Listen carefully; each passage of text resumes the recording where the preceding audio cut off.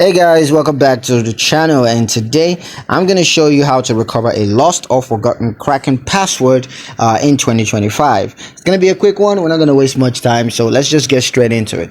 Now the first step is going to be to go to the Kraken login page. So go on Kraken's website, and on the login page you're going to click on the forgot password link, and then you're going to enter your email address that's associated with your Kraken account, and then just click on the reset password button, and that's gonna send a password reset link to your email address from Kraken. And once you just go ahead and check your email address for the password reset link, and once you find it, click on it to reset your password, and it's going to take you back to the page where you're going to enter a new password for your Kraken account. So go ahead and enter the new password, and you can confirm your new password by re-entering it again in the confirmation field. And once that's done, you're going to be prompted back to Kraken's login page, where you can now log into your account with your new password.